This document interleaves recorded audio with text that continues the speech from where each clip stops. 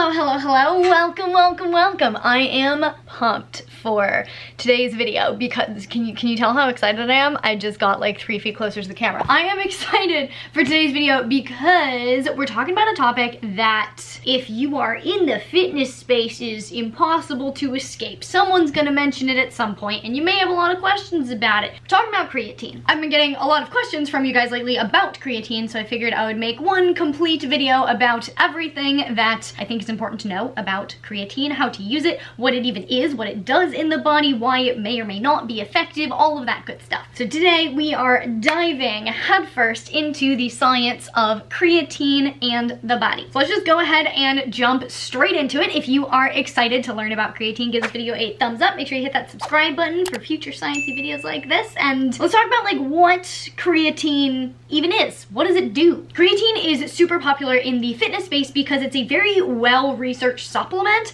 that's really well known for its ability to boost muscle mass as well as strength and performance. So creatine is an amino acid, and amino acids are building blocks of proteins. Creatine specifically helps your muscles sustain energy longer by replenishing ATP. So let's break that down a step further. What is ATP? ATP is often referred to as the molecular unit of currency of energy transfer within a cell. This is a fancy way of saying ATP is basically like the energy source in a cell. It's the organic compound that provides energy to drive many processes in living cells, including muscular contraction, nerve impulse propagation, and chemical synthesis. When it comes to fitness specifically, ATP is what is used to power the contraction of muscles when you are working out. And as the work of the muscle increases, you need more ATP to continue to fuel that amount of work. So basically, like, the harder or more intense your workout, the more ATP you need to fuel that. So this is where creatine comes in. When you work out, when your muscles contract, ATP is used to fuel that contraction, and it's broken down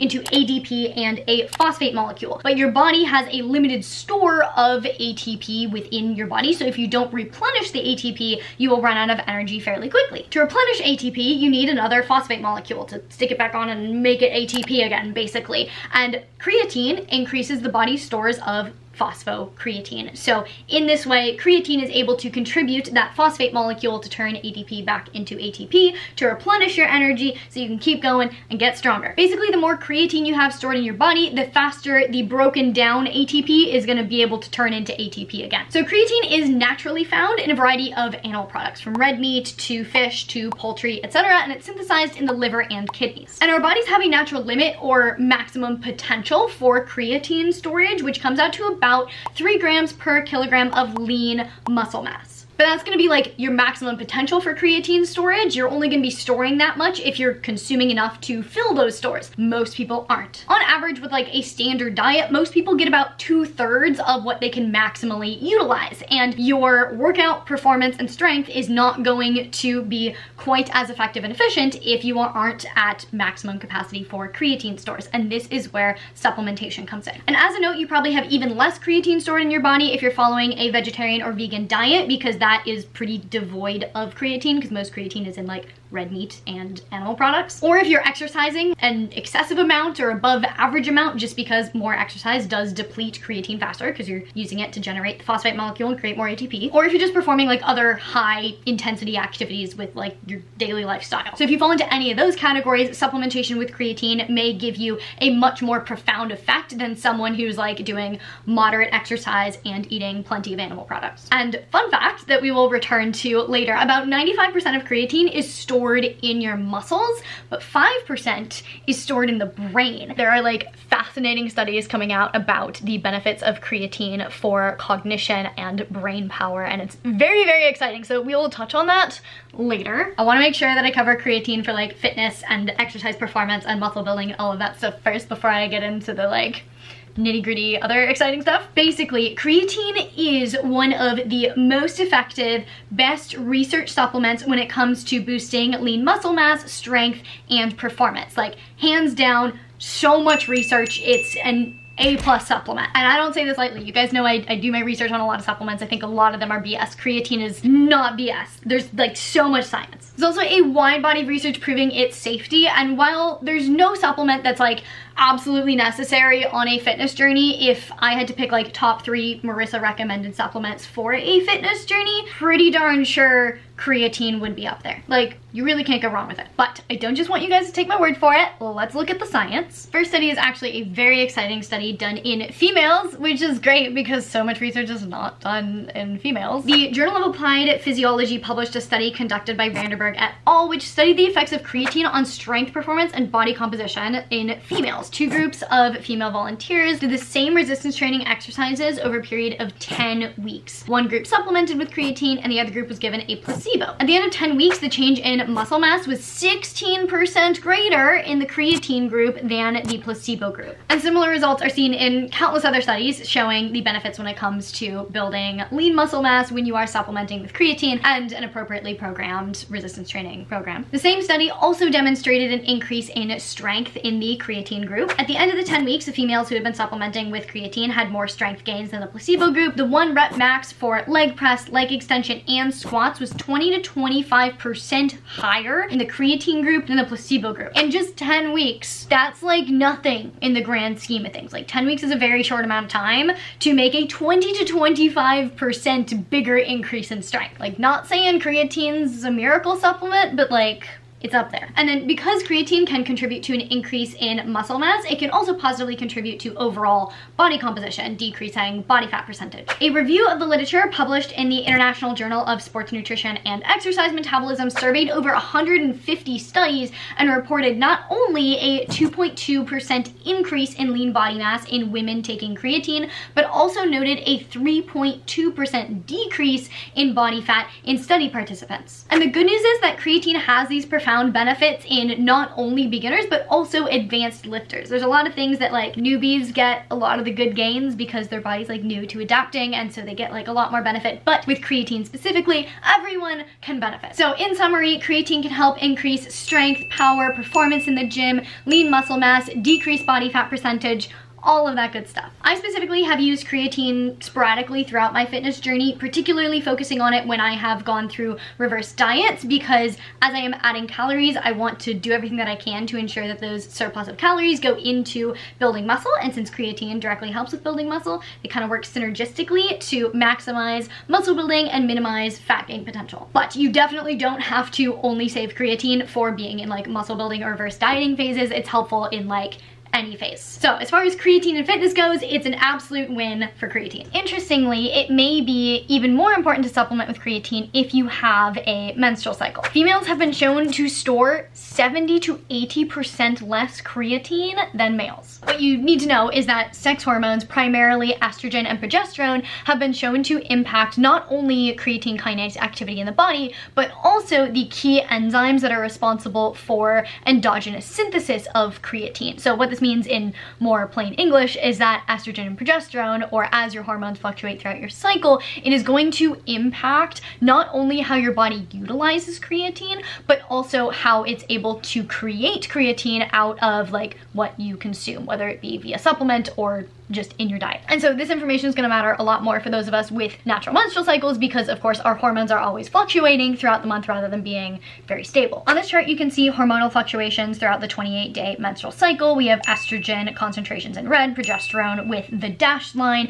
and you can see how the creatine kinase activity very closely mirrors the fluctuation in hormones, which is just fascinating. Although, honestly, not altogether unsurprising. Everything in the body is connected. More research is definitely needed here to be able to give any definitive recommendations for when creatine supplementation within the menstrual cycle may be most effective. Because as you can see on the graph, creatine kinase activity is lowest during the follicular phase and highest during the luteal phase, but protein catabolism and oxidation have been shown to be higher during the luteal phase when estrogen and progesterone are higher. So supplementing with creatine may be more beneficial during the luteal phase. Basically, we need more research for recommendations, but like what we're learning is very interesting. And it's also worth noting that the interplay between creatine metabolism and the menstrual cycle may be particularly worth noting for people with naturally lower estrogen concentrations. So this would be in your follicular phase, but also if you have amenorrhea, if you are pregnant, or if you're in the transition phase before menopause. And it may be because of this link between hormones and creatine activity that we see such benefits, particularly for women, in creatine supplementation when it comes comes to mood regulation, decreased depression, neuroprotection, and cognitive ability. There's a lot of fascinating research coming out showing that creatine supplementation may be particularly beneficial for women with mood disorders such as depression. Recent studies found that the use of dietary creatine in conjunction with other therapeutic modalities accelerated treatment response in depressed adolescent adult females. This 2011 study in particular by Kondo et al. Evaluated teenage girls with major depressive disorder.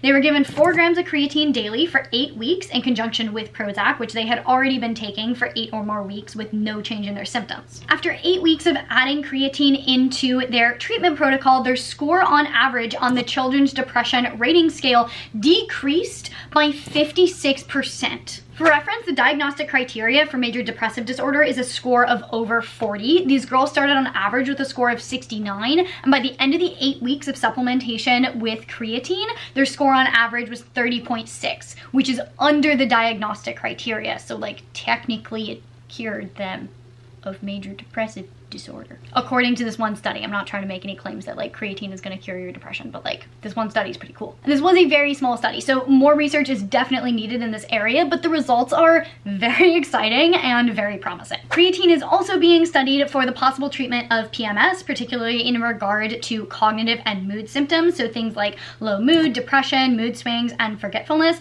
However, more research does need to be done in this area, again, to make any definitive conclusions, but the research is so exciting. Are you guys as excited about this as I am? Like, everyone talks about creatine in regards specifically to like building muscle, performing better in the gym, but like it has so many farther, wider reaching benefits than this potentially. So I will be sure to keep you guys updated on any new exciting research on creatine and like female reproductive health and hormones, because again, I'm really excited about it. But as promised, I want to dive into the benefits of creatine for cognition and brain health, because this is like equally as exciting. You guys know me, I am all about like maximizing brain health. That's one of the main reasons I live the fit and healthy lifestyle that I try to live, because I want to maintain my brain health and cognitive power as long as possible. This is why one of my favorite adaptogens is lion's mane, but creatine also has some amazing benefits when it comes to cognitive power. A lot of this research on creatine and brain health is also relatively new, so we are still getting into it, and hopefully we will get more in the coming years, but a lot of research is showing that creatine plays key roles in the brain power, including moderating energy supply, improving mitochondrial efficiency, acting as an antioxidant, and acting as a neuroprotectant. In a 2019 study in the European Journal of Sports Science, researchers found that creatine is most likely to exert an influence in situations where your cognitive processes are under stress, such in cases of sleep deprivation or when completing very cognitively demanding tasks. So college students who are sleep deprived and constantly doing cognitive demanding tasks, looking at you. This may help. There's actually, very excitingly, a 2011 article that showed that the positive benefits of creatine are so promising that it's in clinical trials for treatment of Parkinson's disease and other neurodegenerative diseases. So like this could have very far-reaching effects. More studies have shown that creatine can improve memory, particularly short-term memory, as well as intelligence and reasoning. Another study looked specifically at vegetarians and cognitive performance with creatine supplementation. As I noted in the beginning, if you are following a vegetarian diet, you are likely to be lower in creatine storage just because there's less naturally in your diet. So vegetarians stand to gain more from creatine supplementation. So research in that area can just show the discrepancy a little bit better. But participants were given 5 grams of creatine a day for 6 weeks, and they were given a variety of IQ tests, and the researchers found that creatine gave a significant measurable boost to brain power. And creatine not only improved memory, but also reduced mental fatigue. So basically, creatine, very exciting, lots of potential benefits beyond just improving your performance in the gym and looking a little bit better. I wouldn't be surprised if creatine starts getting recommended a lot more in the coming years for a lot of other things beyond just like athletic performance. So if you have any questions about what I said so far about the benefits, leave those in the comments. But now let's get into potential side effects, because like I said,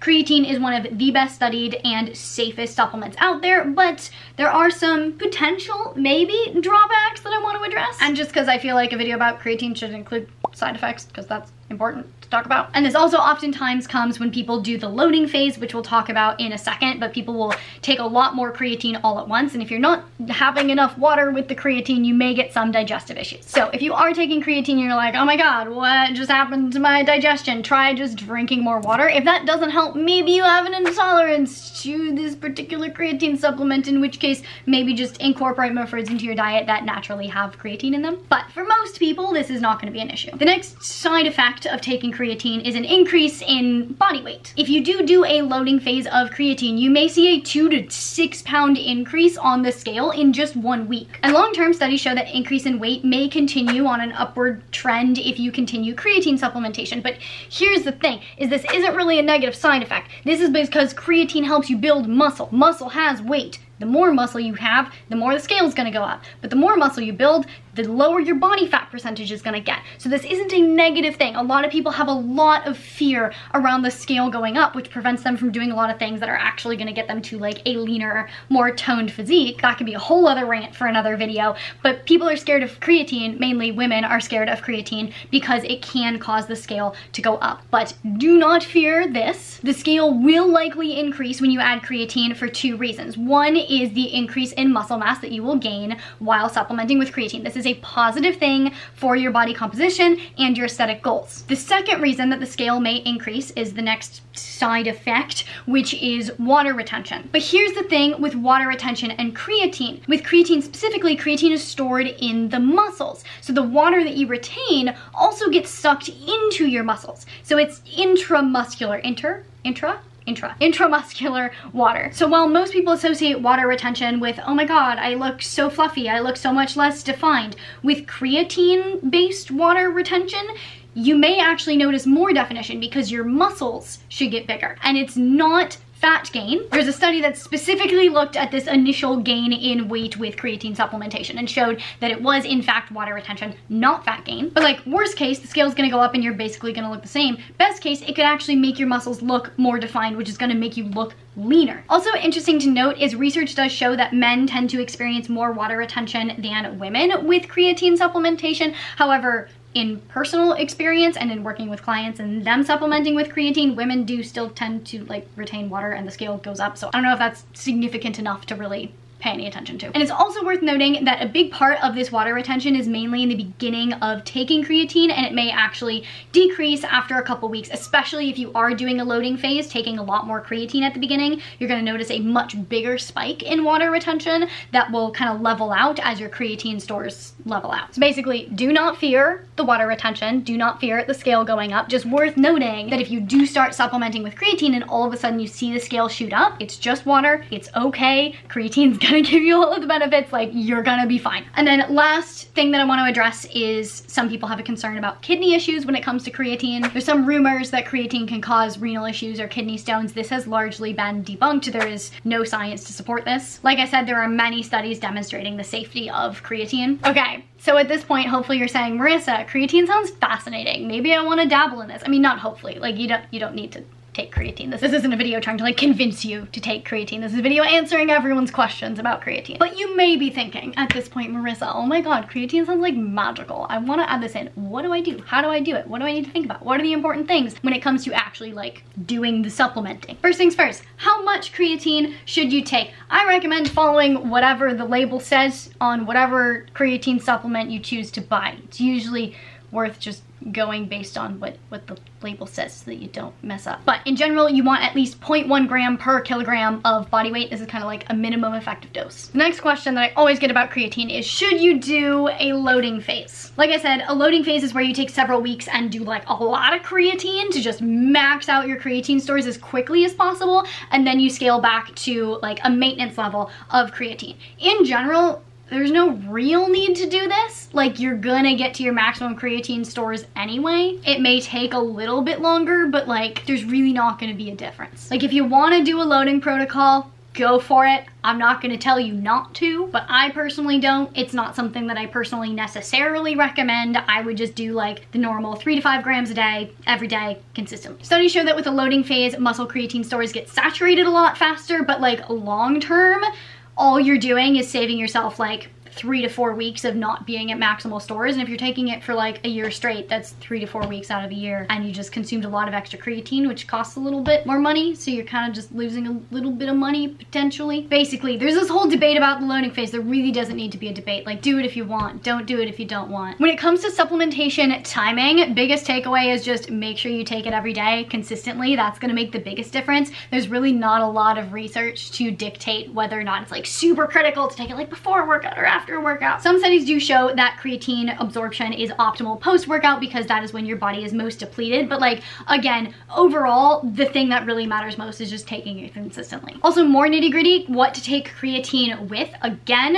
like, just take it every day, you're gonna be fine, don't stress. But if you really wanna just maximize your absorption of creatine, you can try taking it with a carb or a carb and a protein. That has been shown to maximize creatine retention, but again, don't stress. And then the last question that always comes up is types of creatine and like brands of creatine, brand recommendations. Big takeaway is as long as you're taking creatine monohydrate, you're good. There are a lot of different kinds of creatine, but creatine monohydrate is the one that is best researched and is the one that is used in all of these studies and demonstrates all of these benefits. Some different kinds of creatines have different kinds of properties that maybe you would want to experiment with if you have like a very specific goal. Like creatine HCl, for example, results in a lot less water retention. So if you're like trying to like make a weight class or something, but still want to take creatine, need to like keep your weight low, maybe that would be worth looking into. But none of the variations of creatine have been shown to be like more effective or have more benefits than creatine monohydrate, and creatine monohydrate is also the cheapest. Some people have claimed that different forms of creatine are degraded to a lesser degree or have greater uptake into the muscle, but these claims are mostly unfounded and like just not supported by research. And then when it comes to brands, again, as long as you're taking creatine monohydrate, you're basically good. I do recommend using Labdoor, which as a whole is a great website to check out different brands of supplements. They rate and like review all different brands and test them for like purity and everything. So I would, if I were looking for a new creatine supplement, I would go on labdoor.com, type in creatine, pick like one of the top ones and just order it. As long as it's creatine monohydrate, you're golden. And that, my friends, is everything about creatine. Well, not everything. There's probably a lot more really interesting stuff, but all of the big interesting things about creatine. Am I currently taking creatine right now? No, but I also haven't worked out in like a month and a half. So we're working on that. I do plan on adding it back in when I return to lifting being my primary modality of exercise. Right now I'm doing more like mobility yoga kind of stuff. So there's fewer benefits when it comes to like body composition, muscle building when I'm not actively resistance training at the same time. I could be taking it for the cognitive benefits and the hormone benefits. Maybe I will. Maybe I'll just add creatine back in now that I'm really thinking about it and making this video. I'll keep you guys updated on that. But if you have any more questions about creatine at all, please leave them down in the comments below. If you want more videos like this on any specific supplements or any specific topics, also please let me know in the comments. I love making videos like this and doing like deep dives into the research. If you liked this video, please give it a big thumbs up. It really does support me and my channel. I really genuinely appreciate it. Please share this video with your friends, your family, and your neighbors. If you want to see more videos from me all about health and fitness, you can check them out over here. To see future videos, make sure you hit that subscribe button, hit the little notification bell so you get notified when I post a video, and I'll see you very soon. Bye!